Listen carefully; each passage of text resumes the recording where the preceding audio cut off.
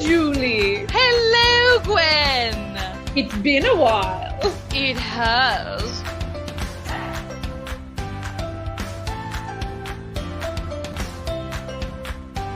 The Baking Challenge is back with a new name and a new channel with the same fabulous hosts.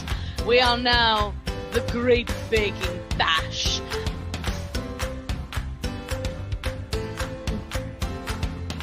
Now, Julie, there are 3 ways to celebrate with us. You can join us live in the tent for your bake, send us a video of your bake, or share a photo of your bake, and a brief description of the recipe. That's enough.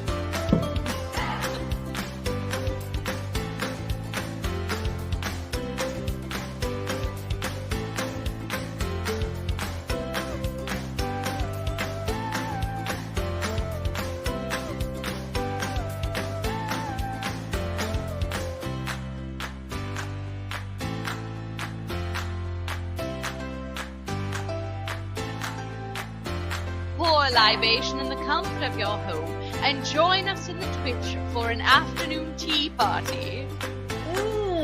We can't wait to see you there. So join us 3rd Sundays on 2MB Studios Twitch. This is so much Malibu. And that sourdough, ugh. The only thing I'm good at is biscuits.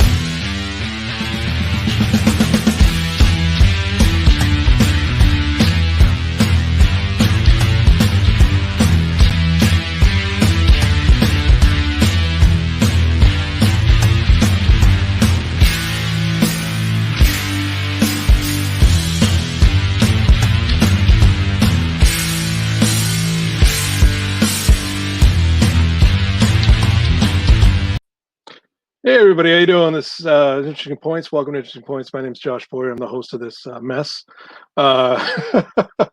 Anyways, what the Interesting Points is it's based off of British panel shows that I loved for a long time and decided to bring some over to here. Basically, it's just going to be 5 comedians shooting the shit and just talking about what they're an expert in and trying to find out a little bit about each other. So here, let me get the show started, introduce our first guest. First guest is David Thomas. Nate Lopez. Sorry, Nate Lopez. Yeah, it's Nate Lopez, yeah. How you doing, Nate? Oh, I'm great, man. I love being Nate. Nice. Next up, we've got Adi Heller. Adi, how you doing? I'm not Nate Lopez. No, not Nate Lopez. Mm-mm, Good. mm-mm. Next up, we got Nope. Britt Mitchell. Britt, how you doing? It's me. Hey, it's Britt. Hey, next up, we got Nick Martucci. Nick, Hello. how's it going? Good. How are you? And now we've got Kwasi Mensah. Kwasi, how you doing? Not All Nate right, Lopez everybody. either. Oh, wow, look at that. Nope. We got 5 Nate Lopez's. I love it. It's great. No, Nate I root Lopez for show. baseball teams that win. Oh. Ooh, let's all just shit on Nate this whole time. So our topic today, our topic for the banter is to kind of just shooting the shit a little bit, just get kind of the juices flowing. The topic's going to be Nate Lopez. No, it's not. It's going to be it's going to be outside. So what is outdoors? What does outdoors mean to you? To me, it means I got to wear fucking pants. And I don't like wearing fucking pants. So I do even when I do go outside to like take the trash out or get stuff out of the car, I'm not wearing pants. I don't know about the rest of you, but I'm not wearing pants. So anyways, David, what does outside mean to you? God, you know what? Outside, I mean, other than I guess maybe the safest place to be now in a way, I am way more willing to do outside stuff now, and that's probably not to weight loss, but like now that like standing up isn't such an ordeal, like moving around outside, I would totally be down to hike for like the first time ever, and like step over a rock.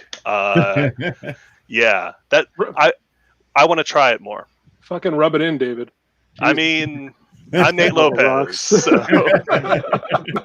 King of the outdoors, Nate Lopez. So, Adi, what does outside mean to you?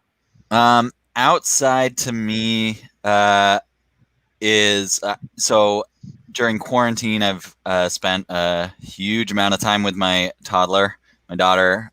She's 20 months old, and she just loses her mind about going outside. And so it's been reminding me about like how that was true when I was a kid, that like being outside was like the most desirable thing in life. And now I pretty much only go outside if it's for the purpose of getting her outside. Yeah, I got a 3-year-old too, and that's pretty much the only reason I'll go outside too, is to not be able to chase her down, not be able to keep up with her, not be able to get down on the ground with her. I'm out of shape, guys. I'm not David Thomas. I'm out of shape. I'm gonna regret that being my whole thing. Oops. Kwesi, what's it mean to you? Well, one, I kind of agree with your no pants policy. Yeah. My fiance Sarah, we're now long enough in the plague that's like, yeah, pants are an ordeal now. I figure if she gets to give up a bra, I get to give up pants.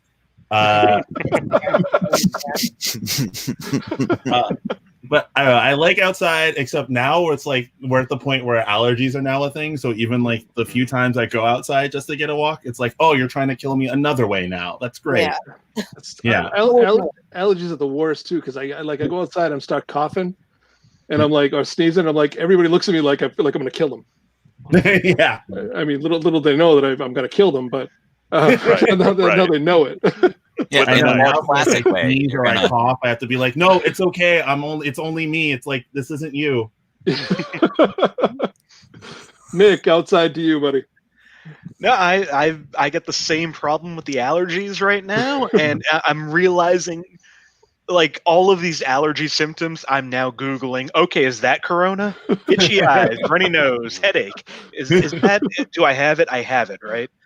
I'm just, the way things are right now, it's nice to have a valid reason to be afraid to go outside. Yeah. It used to just be, I'm uncomfortable around people, and now it's I'm uncomfortable around people. I think that's the perfect way to sum it up right there. Yeah. Now it's that little treat. You can see the sun, for half an hour a week. As a little treat to yourself for avoiding everybody the way they tell us to. Follow the rules. Now it's government ordered isolation. Britt, what about you? So, hot take, I'm obsessed with the outdoors. So ever Cut Britt's mic. I'm just kidding. Outside is important. It is obviously scary with the world on fire, but also like if you go to like on hikes or if you go to like the beach, like in non-crowded parts of it, it's totally amazing. Like ever since I was a kid, like I would go outside and explore and like find my inner Stevie Nicks and just go in the woods and like I always love going in the woods and stuff. And like because of what's going on, like what is there to do? Oh, we can go hiking. I've been going to the Kangamangas Mountains a lot and hiking. Tomorrow I'm actually going to a Buddhist temple in Western Mass. Is that the Peace Pagoda? Yes, that's where I'm going. Wow. We're going to do Mount Greylock tomorrow, my friend and I. But that's a Dean's neck of the woods. Yeah, it's going to be hotter. Buddhism? Yeah, Buddhism is Yeah. But yeah, no, I love outdoors. Like I could talk about it forever. And I'm not going to talk about it anymore. But cool. I could, but I won't. Doing the beach thing with friends, and I'm not a beach guy, but I think I just like being outside around people and you're spaced out. Just it's like, all right, if this is the way I have to enjoy it, let's do it. Yeah, and the beach is naturally, everyone's separating naturally anyways. Like I've been going to I've been going to Winter Island in Salem, and that's a small beach, but like it honestly, like people are just like always you do you, whatever. Yeah. Like no one, it's very good for the most part. I haven't had any bad experiences at all. Well, But I that's also am a positive person, so that's the reason we're naturally separating, and why it's doing okay up here versus in the South is that Northeasterners hate each other, Yes. whereas Southerners like to meet strangers. Right. Well, Yeah. speaking as a Southerner, I'm in Virginia. I just hate everyone else. So, yeah. But Are you above and below the Mason-Dixon line? Do you count as Southern? where I'm in like Northern Virginia, where's that line? That's above, I think. yeah. We're all good. Yeah. Yeah. If he was below, you'd just see the Confederate flag behind him. Yeah. I rolled it up before. Wait, you have like a Oh. drawstring that takes every southern element and just disappears, and like so literally it's a Confederate flag, and like you pull a string, it turns around, it's like a flag of Yeah. America. I don't Like know. a speakeasy or something. Yeah. Yeah. Yeah, except it's way worse. Honestly, It's hiding something much darker. Yeah. Yeah. All right, so Yeah, anyway, the outside. that was outside. Actually, you know what? Maybe you each give me one word that sums up outside to you. So, David, one word. Ooh. Potential. Potential. Nice. Adi, Childhood.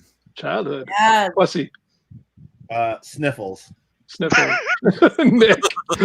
Uncomfortable. Britt. Explore.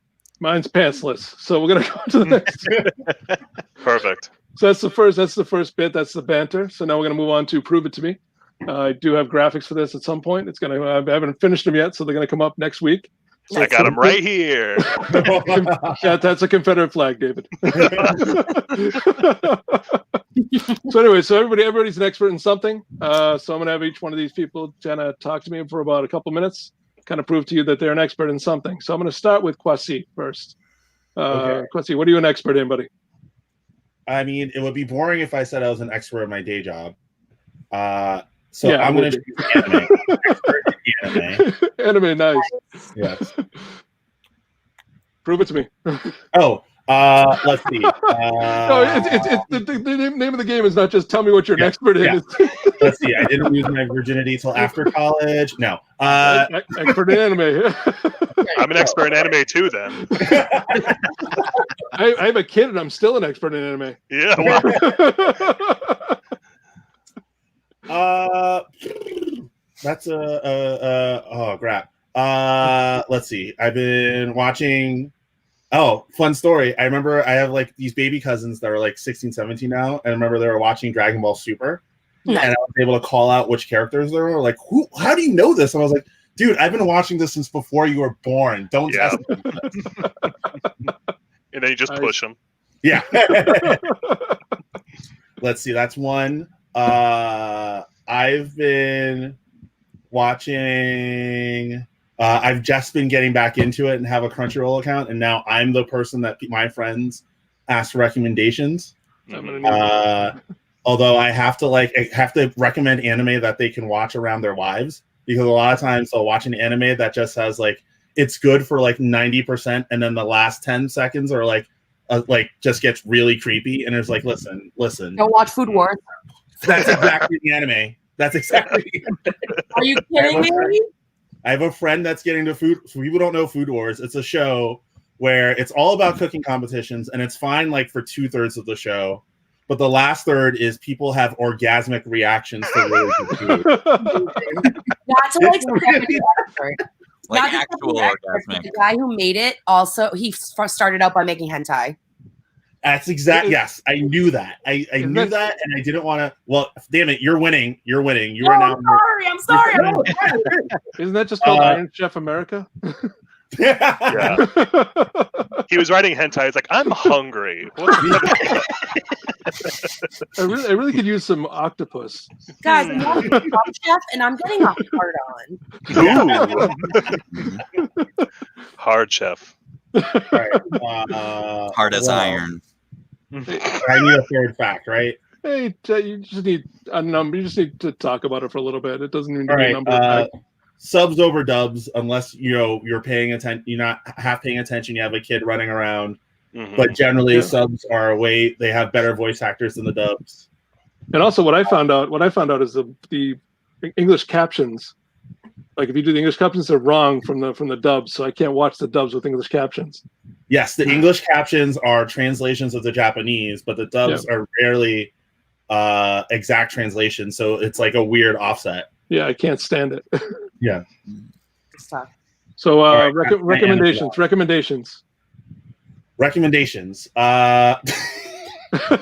one Food show Wars. I like that I'm watching that's basically the devil comes back to life, and he ends up coming like back super overpowered. And episode 2 or 3, he ends up like yeeting an entire castle just to prove a point.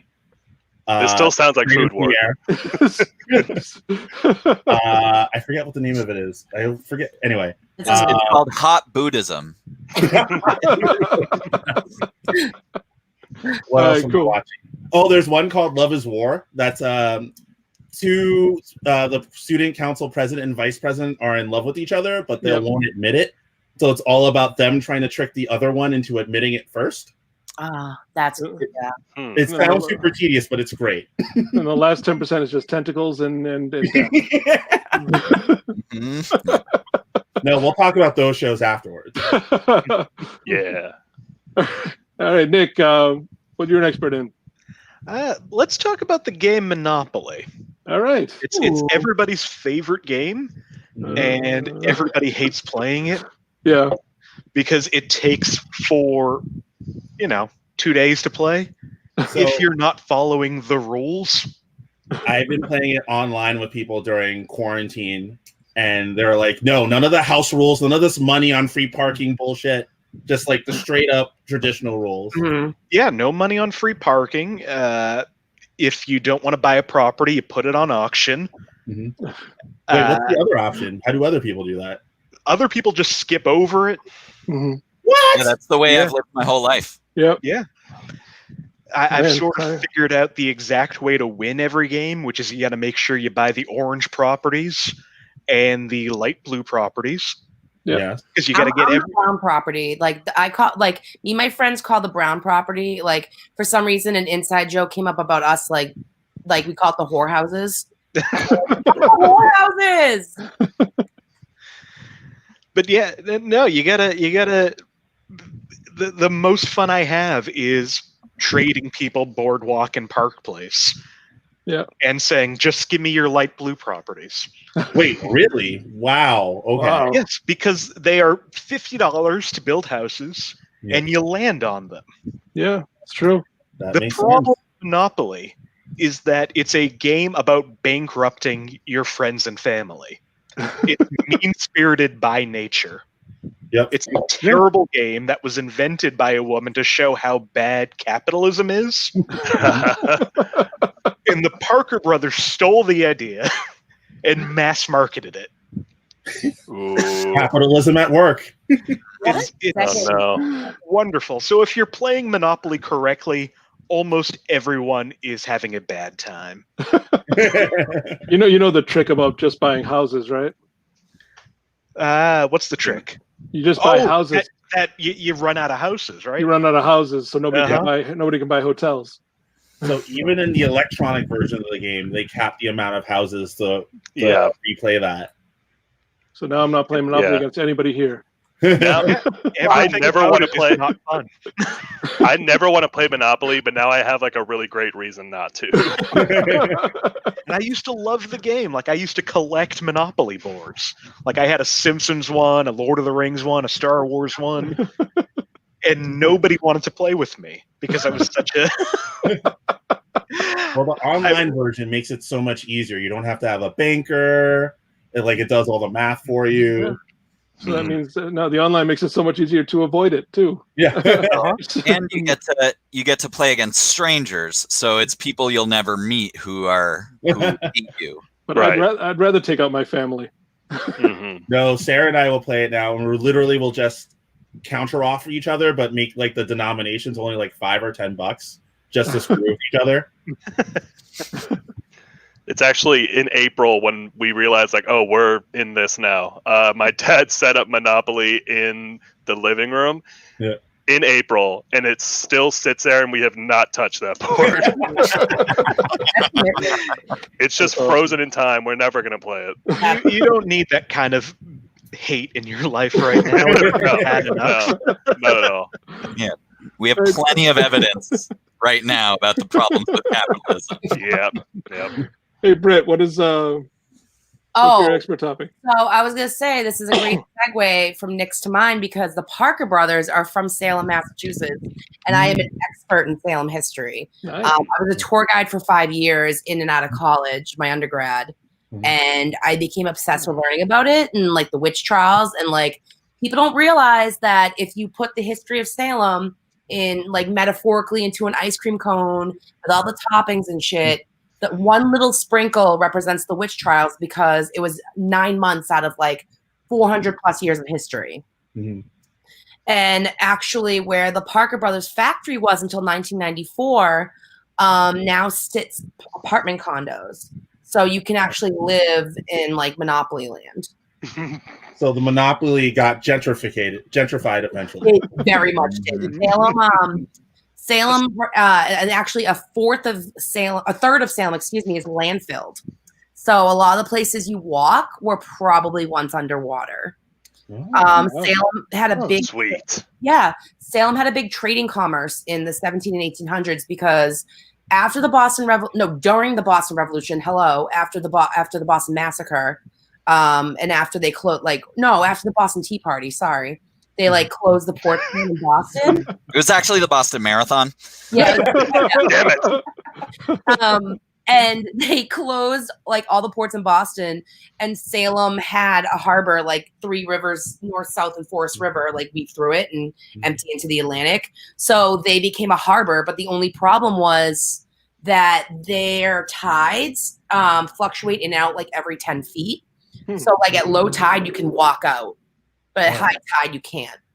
So boats, the Clipper ship became a popular ship. I'll be done after this, but like, you have to tell me to shut up. I know so much Salem history, like it's disgusting. The Clipper ship, which has a V-shaped bottom, became the popular shipping vessel at like 1810s, 1820s. So Salem Harbor couldn't house them because they would tip over in the harbor. So they filled in a bunch of Salem to make room for the Industrial Revolution, and then like the tourist industry took over. There was, it was crazy times. But if you want to know more about Salem history, type www.salemass.org. I don't know. just type it somewhere. The Parker Brothers witches. That's all. No, and actually the people that were accused of witchcraft were not witches either. They're the only witches in Salem are practicing Wiccans, which Salem has one of the largest, if not the largest, population of Wiccans in the world. I don't know. See, I think one of my favorite things about Salem is that it's such that small part of their history, but they've based so much of their tourism on like being the spooky, scary destination for Halloween, all based on the fact that they killed a whole bunch of innocent people one time. And it's hilarious because everyone always asks, oh, where were they buried or where were they hanged? It's like they just like maybe 2 or 3 years ago, they just found out where they were hanged, and it was by a Walgreens off of Washington Street. So yeah, I don't think that's where it was at the time. No, Walgreens wasn't there, but like eventually, out from the death and sorrow of Salem, sprung a Walgreens. Right before they pulled the platform from under them, they would say, "Be well." Yeah. I feel like that's like Alcatraz having a gift shop now. Yeah. I mean, the town is congregating at ye old Walgreens. Yeah. Nick, tourism based off the deaths of thousands. Isn't that just Disney World? That's Disney World That 3 is- months from now. That is America, isn't it? I love that's an interesting point. I need to Yeah, we got one. Salem. the thing. I won the thing. Yay. Goodbye, everybody. See ya. when I was I need to go back to Salem because I got nightmares from it as a little kid. I think I was like 7 or 8 when we went, and legitimately like freaked me to bits for months. And I have not been back, and I'm sure it's nothing. I'm sure it'd be fine. No. Well, there is a beach called Dead Horse Beach, and it literally got its name because all dead horses were on it.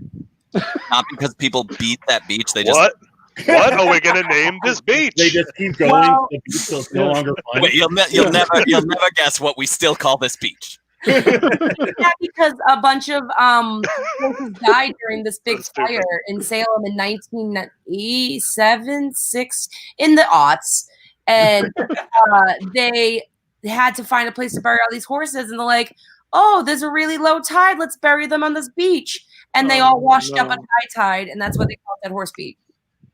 Oh my god. Wow. Yeah, Oh, I bury my Dexter. horse at Dead Horse Beach. It's right in the name.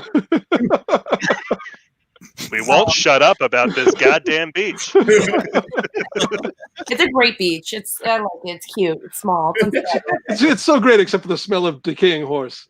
Yeah. No, they have a It's one of the bonfire every year, actually. Yeah, yeah. Well, the Legit, they next have a question is, does Salem have a glue factory? yeah, It's apartments now. yeah, yeah. It's next to the CVS. Which nobody goes to. That's It's CVS. a real negative beach because all you hear are boos and nays. Yeah. That was great. I respect that. You shouldn't. Nick's right. Yeah, it's a real shame that beach got saddled with such a bad name. Oh my god! I know. We're now in the pun off. Oh. We are, aren't we? Adi, what's your expert topic? My expert topic, which I'm confident I can prove I know more than the rest of you about, is the reality competition show Survivor on CBS. Yeah. Yeah. You don't have to say anymore. Yeah. Please, All right, please do next though. topic. Please do though. All right. Well, I mean, so I am not a day one fan. I'm an episode 3 fan. I started watching it when it was airing on week 3, which was Ramona's boot. Starting a long storied tradition of women and people of color being voted out early on CBS reality shows. Shit. Damn Yep. shame. Reality TV Real shows. problem that they now acknowledge and still can't do anything about. Oh, that's America. I mean, it carries over to their narratives too, right? Oh, absolutely. Yeah, it's terrible. There's some really terrible ugliness of America that's kind of embodied by the show, and every once in a while they try to comment on it, and then they just do it again. All right. Right. Yeah, but I can hit you with some fun Survivor facts. I mean, I could list all the seasons, I could list all the winners, I could list all the runner-ups. I could list most of the tribe names, but there are a couple that I can't get. The funniest merged tribe names. So every time they get to the middle of the season, the multiple tribes merge into one, and then it's an individual game. And at that point, the players get to make up their own tribe name, and usually it's like something. Either in the language of the country that they're filming in, or they take the previous tribe names and like mash them up. Like if Britt and I were going to be a tribe name, it'd be a dit. That's the thing. But there are 2 notable merged tribe names that I want to bring up. One is from Survivor Karamoan, Survivor Redemption Island, where Boston Rob named the merged tribe name Merlonio, which he tried to pretend was a term of like deep family and personal significance, but was actually just after Lou Merloni from the Boston Red Sox. And the other one is from season 30, which was Worlds Apart. It was no collar versus white collar versus blue collar. A really terrible theme because no collar is not actually a thing. And their merged tribe name, since they were such a cross section of America, was Murica.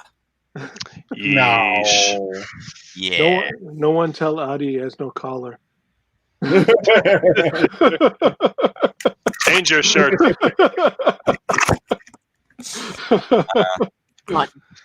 The other fun Survivor fact I'll give is that so sometimes they group people by age groups. The oldest person to be in a young person's tribe was named Melinda, and she was on season 12, and she was 32 years old at the time of filming. No. And the oldest or the youngest person to be in an old person's tribe was named Bobby, and he was on season 12, Exile Island, and he was 32 at the time of filming. Wow. If they ever did old versus young, they really should just do like 10 years and younger, and then like 90 years and above. Good season. Just really go with it. Everyone would lose at every challenge. Perfect. It'll be perfect. I just want to say, if me and Nick merged, we'd be Dick Mar Thomas. Me and Kwesi would be Quesh. Quesh. Quesh. That's a good season right here. Yeah. Wesh is incredible. Team Quesh. Yeah, Adit is definitely third in the power ranking. I mean, you can do That greedy. is pretty great. Greedy. Breedy. Yeah. Brady. Oh. Oh yeah. Breedy, Breedy. Hetchel. Hitchell. Or Micheller. Hell. Yeah. Matucci. Matucci.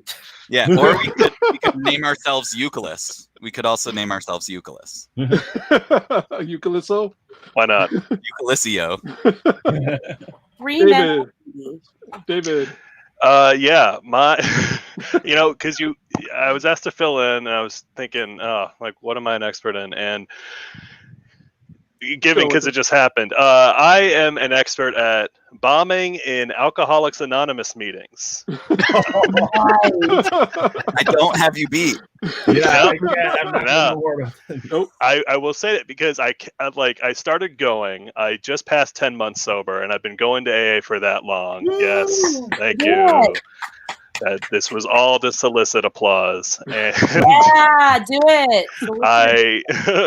but I remember going and because when you would go to an open mic or on a show, there's obviously you want to be funny, but it's very easy to think of yourself as not the funniest person there. But of course, I go to an AA meeting, I sit down, I'm like, I might be the funniest person here. And also, when it's your time to share, everybody has to listen to you. Actually, have you ever watched on Showtime? They have "I'm Dying" up here, and one of the storylines is the guy. It's LA in the 70s, 80s. They're all so hard up for stage time. Mm-hmm. One guy figures out he can go to AA meetings and get stage time there. That is honestly the exact same thought process I had, because I was at the point I could do shows in Virginia, but I was like, I don't know if I'm ready to be back in a bar environment, and and I wasn't, and I had and that took a while. But I was just I would seriously sit there and be like, what am I going to open with? Is it always my name is David? I'm an alcoholic. Yeah, that's not going to go well at shows after this. How many people fuck the stool in AA? Yeah, the mic work is terrible. It's always wrapped around and shit. I hate it. Who traveled the farthest to be here? It's so and of course I can say AA meetings do not appreciate a callback nearly as much. Dave, I have a question. Yeah.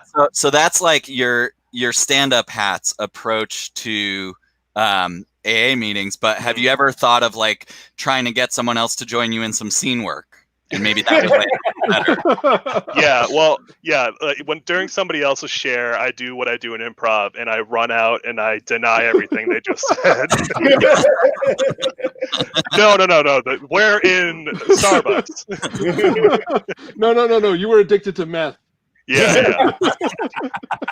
I actually did. I went to an NA meeting on accident once, and for some reason I was like super nervous, thinking like I shouldn't be here, and like they kept talking, and I was like, when are they going to get to booze? and I started to get really paranoid, thinking like I should not be here. So I literally asked somebody next to me, "Where's the bathroom?" And then I pretended to act like I really had to take a shit. Oh yeah. Yeah. And I like hunched over as I left, and I talked to my sponsor later. He's like, yeah, you could have just stayed. Yeah. That's a great way to steal focus and to just like leave it hanging like a stale fart in the room. The other thing I do with improv and some open mics is during somebody else's share, I just run out and be like, okay, it's my time. It's my chance. Yeah, no, that's just an edit. That's a content edit. Yep. And hosting's always the worst. Yeah, you never brown out the lights if someone's shares go too long. It is kind of funny because like one person. Well, yeah, I shouldn't say it, but yeah. Okay, sorry. Yeah. Just I give keep us their forgetting name. anonymous. No, Yeah, for a right. joke. It's Look them up on Facebook. Not to get dark, but I do have a little bit of experience with this in a weird way. I took a bunch of pills one time to try to I've shared it before. It's not something that I'm afraid to share at all. Yeah. Oh yeah. But I ended up inpatient, and they put me in the narcotics group. And I was sitting there next to people that were getting there for meth addiction and for heroin addiction. And I was like, they came to me and I was like, what the fuck am I doing here? Like, I just took a couple of pills. What am I doing in this group? Yeah. And they're like, so why are you in here? And I was like, well, I took 120 Excedrin PM. And the guy, the heroin addict next to me goes, what the fuck? How are you alive? Check out this guy. I became the alpha male of this group. Like they would look at me like I was like this king, like king perfect. Oh my Yeah. god. Yeah. They were like, we had a girl who came in a couple weeks ago. She took like 20 and she had to get airlifted here. I was like, what yeah, okay. Yeah. So anyways, not to get dark. So what you learned is you're really good at that. Yeah, I know, exactly. Yeah. I learned that's where Josh peaked. It's all been downhill since then. Yeah. That's awesome. He won't But, stop talking about it. What are we on, Dead Horse Beach? Yeah. Did we appreciate that more than AA would have? I think so.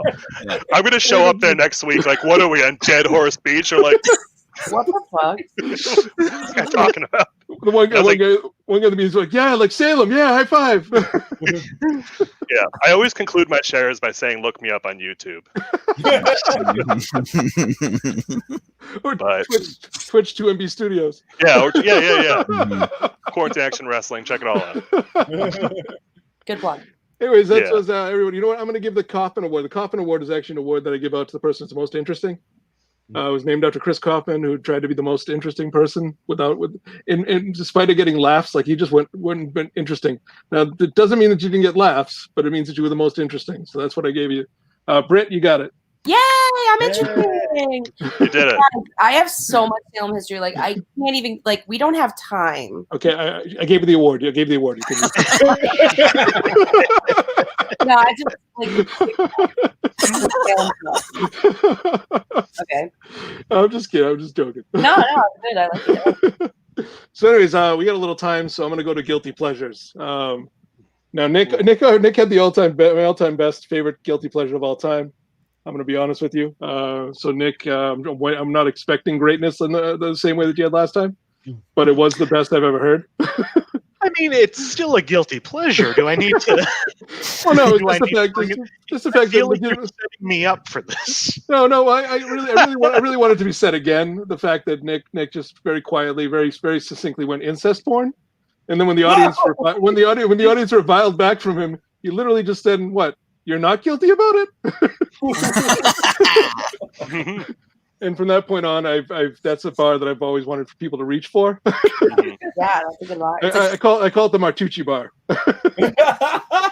I've never reached that point since. That's amazing. And you just took my best joke. So now I just figured since I had you on, I would tell you how much I loved it. well, thank you. I appreciate that. I still find pleasure and guilt in it. Mostly pleasure. See, this is one of the things about it though that I don't get is like so much of it is like step family porn. Like it's stepmother, stepfather. You're gonna go just commit to it. Just commit to it. Exactly. It's a why in my fantasy are my parents divorced? Yeah. Why do I have to go off to my dad's second choice? Although I feel like the step is probably to like make people like you're into incest, but like not in like a creepy biological way, like giving you a Right. bit of shielding. Yeah. I'm into incest by law. Yeah. Technical incest. Yeah. I'm into Show me the paperwork. Yeah. Mhm. Anyways, Britt, what's your guilty pleasure and why is it not so bad? My guilty pleasure is like watching Guy Fieri. Mhm. And just like any really bad just television. Like I think probably the biggest, and I don't know why I start with Guy Fieri because like Guy Fieri is a very legitimate person who like he is one of the nicest, most genuine people on this planet. Apparently. Yeah. And he did this huge fund for small restaurants during COVID, and like he always does stuff with he like is a huge big like not advocate but like huge not donor, but he gives a lot to like the Special Olympics. He trains every one of his kitchens has a special needs person trained in it. Yep. At every single kitchen he's got. So I mean, Oh. Guy Fieri rocks. He does so much I for hear the that. special needs community. It's fascinating, and like you know what, I'm just gonna talk about Guy Fieri for this chunk because that guy deserves all the talking about. Yeah, the California wildfires. He opened up his kitchens and cooked for all the first responders for free and whatnot, right? Yeah, it was a little weird that he cooked on the fire. I mean, that was a little strange. Yeah. I mean, He He was his own also trying to smoldering. get focus back because normally he's the one with the flames, just on his shirt. Yeah. yeah. Yeah, he was standing really- in front and you could just see like his head floating. Guy Fieri is like I think one of my favorite things I have in my phone. I have a meme folder in my phone, which I don't include memes in guilty pleasures because memes are the way of the world and like a very important part of this world. They help me function. But anyway, I have a meme of Guy Fieri an Animorphs cover turning into garlic bread, and that's all. It's literally like my favorite thing in the whole world. But like, yeah, Guy Fieri is like he shouldn't be a guilty pleasure because he is a pleasure. Yeah. Yeah. Okay. Yeah. Perfect. Yeah. Howdy. My guilty pleasure, much like Nick's, is one that I have to hide. Like I don't really believe in guilty pleasures, and like kind of like Britt was saying, like if you like it enough, like Yeah. whatever. I don't know. I'm not in high school anymore. But like, Kill the bit. but no. I have one for real. I felt so guilty doing this the other day, and I hid it from my wife, which was listening to Steely Dan. Yeah, I never felt guilty about it for most of my life, but she like really hates it, and she like tried to make a real effort to appreciate it when we started dating. They're not like my favorite band in the world, but I enjoy myself a good amount of noodling on guitars and intricate lyrics with stories about creeps. And so anyway, so for the most part, since we've been together, I've stopped listening to them because just like I don't want to make her listen to stuff she hates. But she was out the other day, and I was sitting down for lunch with my 20-month-old daughter, and I was like, I'm going to build an ally. And I put on my whole playlist. We had like 2 hours. Just nonstop Dan. She was going like crazy to it and sipping on her margaritas with me, and That happened to me today when I was driving with my daughter to Target, and I was listening to Tenacious D. And then I realized in the background I hear her laughing, and I'm like, "What are you laughing about?" She's like, "Kielbasa and butts." And I'm like, "Oh, maybe I shouldn't play Tenacious D anymore in the car." Hey, David, what's your guilty pleasure? I had one thought. Yeah, okay. My guilty pleasure. I will rep the hell out of Arby's. Yes. See, Arby's to me has been such a punchline my entire life. It's just, like, go to like shit. But like 6 months ago, I had a. Do you pronounce it gyro? Gyro? Is that the right way, or do I sound like an idiot? Okay, gyro. I had like a beef gyro, and it was fucking delicious. And my dad's one of those people who just hoards coupons, and like he goes there all the time. And everything I have from Arby's is legit, real fucking good. I will rep Arby's forever now. Yeah. That's it. My only encounter with an Arby's was when I did this witch trial reenactment show in Salem. Yeah, My friend, manager, was driving back from the school gig, and his tire blew up, and so we had to stop at a mall so we can get it fixed at like a Sears, and we found an Arby's, and I was like, I've never had Arby's, and he was like, well, do you want to die? And I'm like, you know what, I'll try it. And I got one of the worst stomach aches I've ever had in my life. But like, I also have like low-key stomach problems, so it's like probably me, but like, well, also they used to burn witches outside that Arby's, so it was probably cursed. I'm not proud of how old I was when I realized Arby's was meant like RB roast beef. It's America's roast beef, yes, sir. Wait, is that really what it is? Yeah, America's roast beef, yes, sir. But like, it's supposed to be like, it's supposed to like, the acronym's supposed to work out for you saying RB for roast beef. And like, I was like, this was like 3 years ago I figured this out. Yeah. Fuck. And I feel like in a previous time, if I was talking about this, I would say I shouldn't be repping Arby's when Dave Thomas.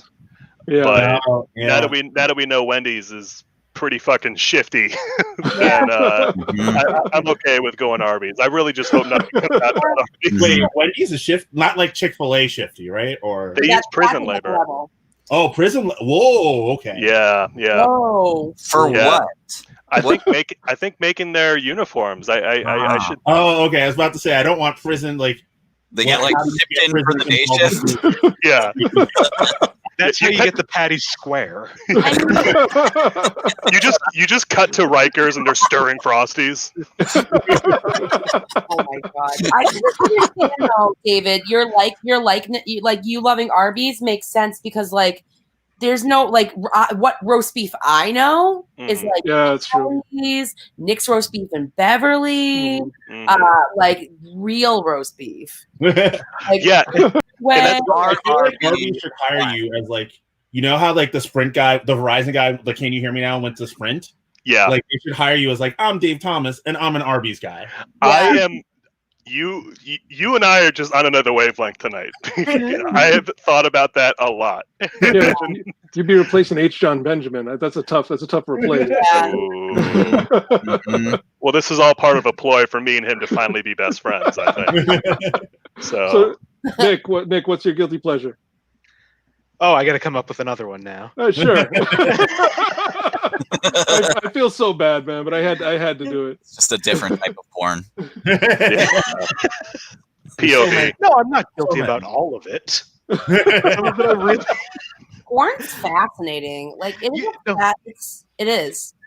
The one of the things that I legitimately like in, I'm going to stick in porn is especially the Studio Wood Rocket puts out the parody porns that are just horrifying to look at. Pokemon one, wasn't there? Like yes, they have a Pokemon one with a woman dressed up as Pikachu. Yeah, she's called? Pikachu. Pikachu. Oh. That is And she's got like yellow face paint and like real shitty prosthetics. fucking art. Prosthetics. It is an Oh. art And installation. it's like all of these are, and I don't want to share them with people, but they're all legitimately so funny. And just this weird, uncomfortable. Like, I was watching one on Adventure Time. Oh.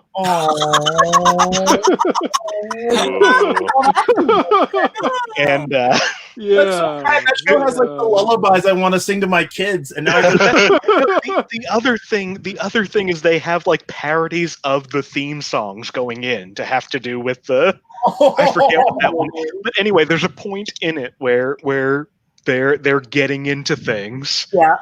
And you can tell they're just like improvising lines in character to try to go. So the guy playing Finn just says at one point, "Wow, Princess Buttercup, I really like that." Oh. And just, what I love so much is that you have to have like an improv 103 background to be in porn. Like I haven't heard enough time staying in the scene, staying in character, and trying to imagine doing that while also trying to maintain an erection. That's like a 601 thing. So that's less of a joke, but it's so. I was watching the other day. I think it was called like 10-inch Mutant Ninja Turtles. That's amazing. So good. This I want to write titles for this this. company That's is the job. co-run by the porn star April O'Neil. So of course they finally have to do that, and she plays April. But they have just the worst looking Teenage Mutant Ninja Turtle costumes, Sounds like horrifying. big fake heads and stuff. Is And at the end, they come like a green goo. Oh. It's What turtles do? from the videos I've seen. Yes, If they didn't name him Donatello, they're doing it wrong. they Yeah. might have. That sounds right. Oh, gosh, can we all But no, go, I would highly recommend looking up Wood Rocket. It's okay. Gosh, can amazing. we all go around and And name a movie horrifying. we want to see as a porn? What was that? Can we all go around and like say what movie we want to see as like a porn parody? Probably already been done. I was gonna say Adventure Time is what Nick calls watching porn. Yeah. It's, I would play it with I kid grab a cartoons. friend. Quasi, what's your guilty pleasure, buddy? I mean, this is gonna be we're coming down from Nick's. Okay. We usually are. Church. So before all this, I normally would spend most of my nights out doing comedy and whatnot, and my fiance Sarah would be at home watching television or whatever. And now we're watching TV together.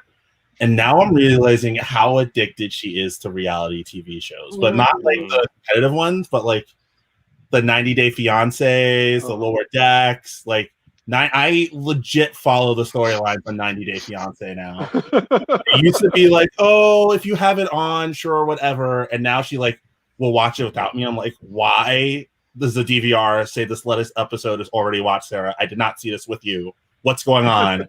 I need to know what's going on with the crazy white lady in Nigeria. It was like me in the early 2000s with like Rock of Love and Daisy of Love. Oh my God, Rock of Love. But I think it's interesting because these ones there's like a competition. People are trying to win something. There's money involved. Hey, these people are trying to win Brett Michaels. People be terrible. And now they have like so many different versions of it. You can watch terrible people be terrible in the U.S. Terrible U.S. people go be terrible in other countries.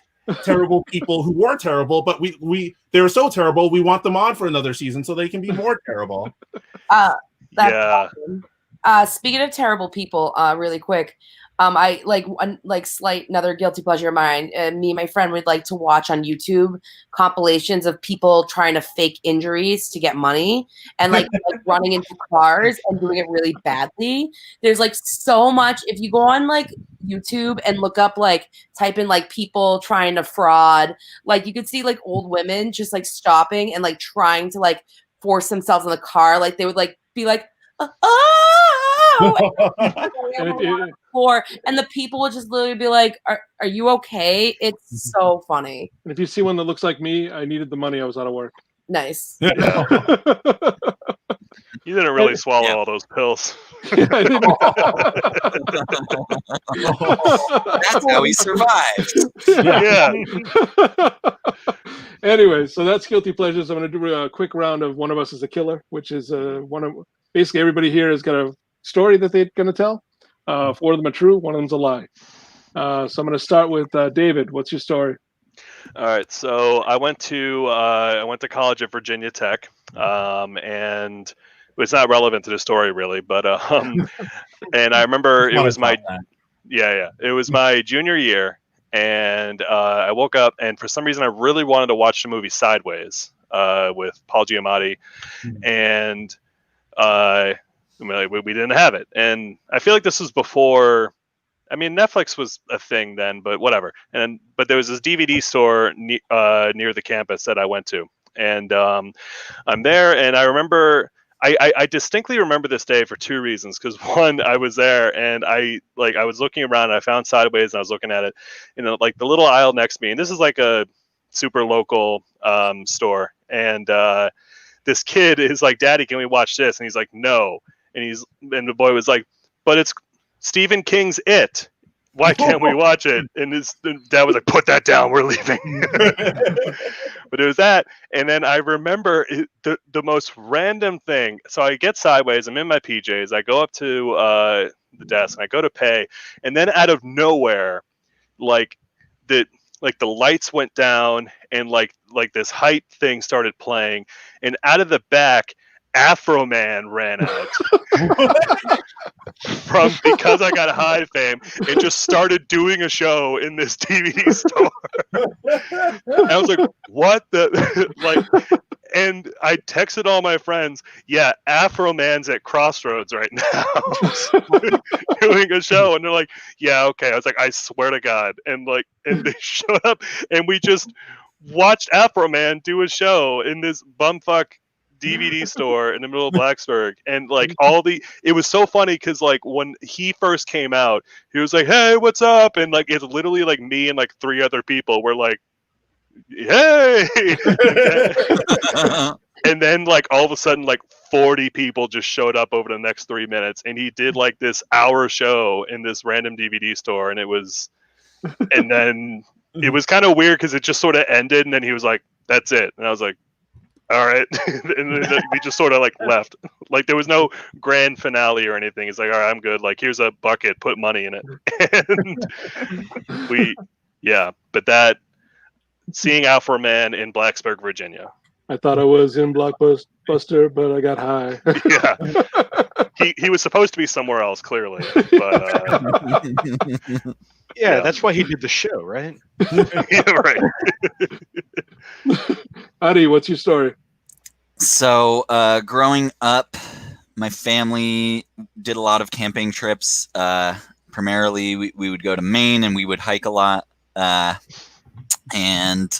So I got very comfortable with the trails that we'd camp on. And this one year, I was like 12, and I just went to one of these trails with a couple of my friends. My parents were elsewhere on the island. This is up in Maine. And this path had like all these cliff faces that you had to go down. Mm-hmm. And you would go down these ladders on the cliff face, blah, blah, blah. And it was taking forever. So we were 12 and we started fucking around. Mm-hmm. And so there was this rope that said, do not cross this line. And I thought it looked pretty safe. So I put my foot over that line onto the ground, which was like a bunch of dried needles. And like in a cartoon, on a banana peel, I slipped onto my butt and started tumbling down a cliff. And I then fell a good solid 30 plus feet onto a this like bumpy, rocky, stump-filled hiking trail. I landed on my butt cheek. I bounced, was what was reported by observers, Oh.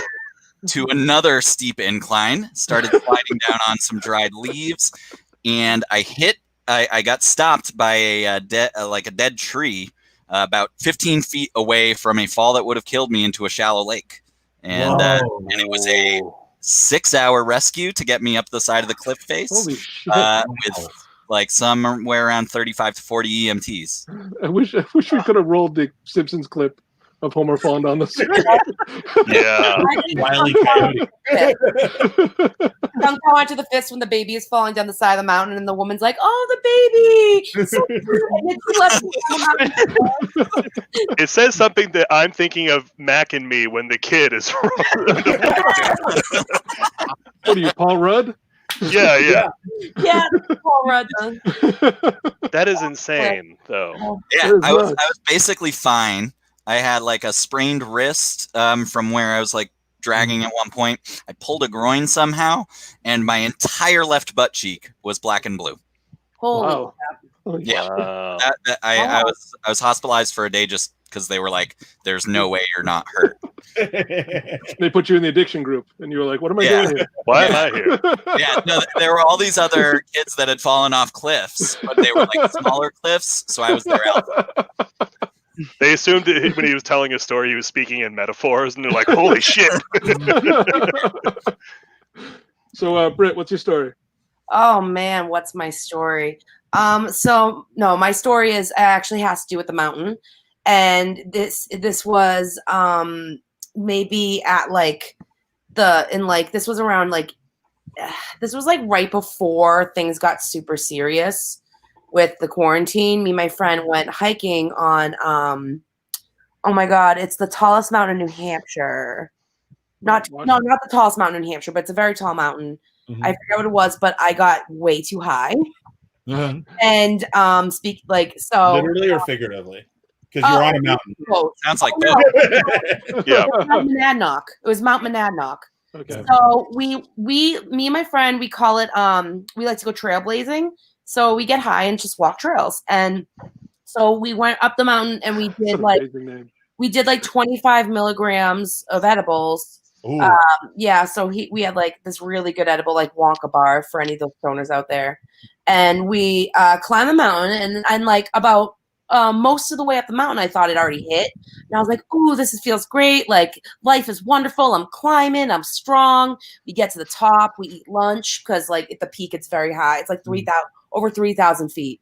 So we get to the top and we're eating lunch, and he's like, "Oh, do you want some?" My friend's like, "You want some more edibles?" And I'm like, "Yeah, the edibles already hit. I'll some more going down. It'll be fun." Oh no, edibles do not hit. For people that hike, there's something called a false summit, which means you think you've reached the top, but you have not. The false summit of edibles was at the top of the mountain. As we were going down, I was basically over 50 milligrams in me. Oh my god. We're going literally I'm tumbling down this mountain. I'm like, whoa! And I like cried at one point because I was scared. And something a brilliant metaphor for time came out from this. I kept asking my friend because he had climbed the mountain before, so he knew it. So he knew when we were getting closer to the end. And he actually, we backtracked because we accidentally went the wrong way and had to go back up a mile and go down again. Oh, it was awful. I was crying. So I would constantly say, I'm like, hey, so like what part of the movie Grease are we to the end of the mountain? So I measured things and what part of Greece were we? I kept asking and he kept getting pissed, and he's like, Britt, we are at the part of the sleepover. And I'm like, that's so close to the beginning. Because I kept thinking we were towards the end. I'm like, oh, this is the part where Rizzo says she isn't pregnant, right? And he's like, Britt, we're at prom. And I'm like, no! And finally he's like, Britt, we go together. And I was just like, yes! And we got to the bottom, and like then we like had a big blunt and then just it was insane. And like, oh man, yeah. There is no way any of that is false. I'm so convinced that is true. The best part though was she heard Adi screaming as he hit this. Yeah. But I could definitely buy that measuring time by the weirdest ways possible. I That's used to definitely a measure high my thing. bubbles. Yeah. So Nick, what's your story? All right. So I like real spicy food, and I was going through like a period where I just couldn't satisfy that spice. So like I'm going places, I'm going to like Buffalo Wild Wings and trying to eat stuff, and I can't find something that I'm like, oh, that's hot. That's too much for me. And I'm trying to find like my peak. So this one night I go to this Indian restaurant. And I order this chicken korma, and they said, "Do you want it, mild, medium, or hot?" And I said, "Hot," but I know how like Indian places work, Yeah. so I said to them, "Not white people hot, like hot, like how you would make it for you, just like hot." No. So they bring it out, and I take one bite, and it's just like knives in my tongue. But like I don't want to back down at this point because like I'm cocky. I don't want to just like throw it away and say, "Oh no, you caught me, white people next time." So I'm sitting there and I get sweat coming down my face. I get sweat in my eyes. I'm going through napkins, and I finally finish enough of it where I'm like, okay, this looks like I'm full. So I finish it, and I'm dying. The decision I made that night was that I was going to eat this before I was going to a comedy show. Oh god. So I walk over to the theater, and I'm sitting in the green room, and I feel the rumblies. And I'm like, this is not good. So I say to the host, "Can I go on first? Please don't ask any questions. I need to go on first." Wow. And she says, "Yeah, go ahead." So I'm on stage, and I'm rushing through my act. I'm trying to just like get the jokes out, focus. All I can do not shit yourself on stage. So I'm running, and I think I get through my 5 minutes in like 3.5. I'm like, "Thank you. This has been fun. Good night." And I just book it out of the theater and I just fucking make it. And I'm like, the worst thing that could happen right now is like an audience member walks in. I was safe, but just in that moment, I'm like, okay, pay attention to what you're eating before you go on stage again. I made I made it. Yeah, and maybe you don't like tap into an ethnic chef's like sense of pride in their dare them. Yeah. Yeah. Fuck this guy. Don't Just like the fucking worst. don't encourage them to get back at white people. So Kwesi, what's your story? All right, my story is I grew up in New York, and I went to an all-boys high school, and we had an all-girls high school that we did all of our musicals and plays and like proms and stuff with and whatnot. And so I remember I was doing Damn Yankees, doing that show, and there's this girl who has this amazing voice coming from one of the other schools, and she's Lola. Whatever Lola wants, Lola gets. She gets that solo, right? Hell yeah. And she's amazing. She's like head and shoulders above, like talent-wise, better than the rest of us. And I remember, and then I remember in the spring we do a musical, and she gets we do a jazz music review, and she gets the lead there. She also gets orange color, purple stripe, pretty polka dot sky. Oh, but anyway, that like famous jazz song that's really hard to sing and whatnot. And she gets off stage, and everyone's like, "Whoa, yeah, you're so great!" Da, da, da, da, da. And we're meeting at the cast party, or whatever, and she has like this 30-year-old boyfriend. I'm like, we're in high school. This is fucking weird, right? And then we end up going to her house for the cast party, and we're having a great time. drinking sodas and whatnot. And I remember asking her like, "Oh yeah, we're seniors. What do you guys think? What do you think you can do?" She's like, "Oh, I'm gonna stay in the city, try to go to college for voice." And I was like, "Oh, I think you can do it. That's great, awesome, whatever." I think about 6-7 years ago, I start hearing her on the radio, but she's under a different name.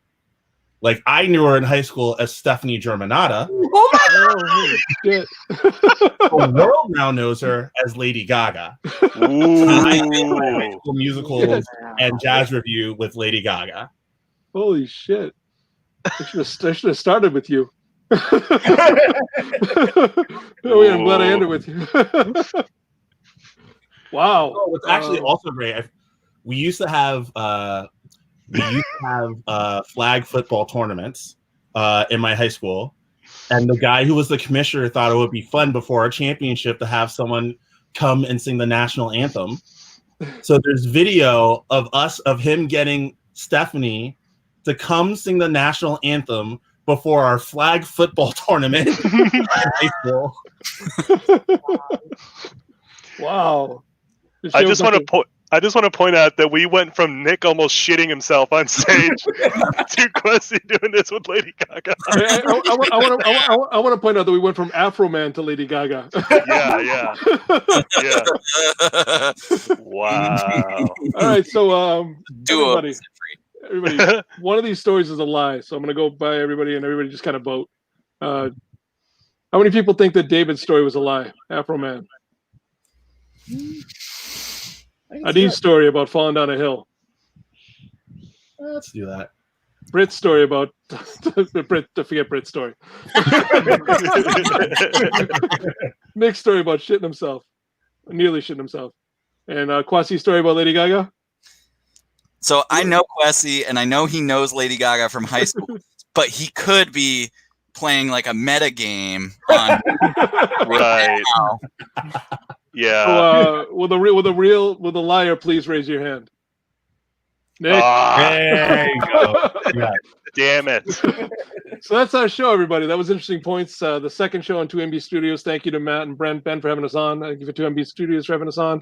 That is Oh my god! There it is. Donatello. It is Donatello, Leonardo, Rathalis, and Michael. I forget the last. Michelangelo. Face. Those turtles look very apprehensive about what's about to happen. Those turtles also look better than the original turtles in the movie. They do. Yeah, they do.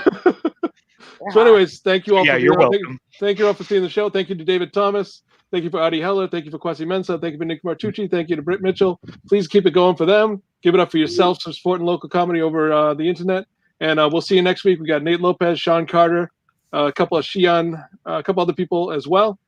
Should be a great show. Join us every Tuesday at 9 p.m. and watch the other shows on 2MB Studios. Thank you all and have a great night.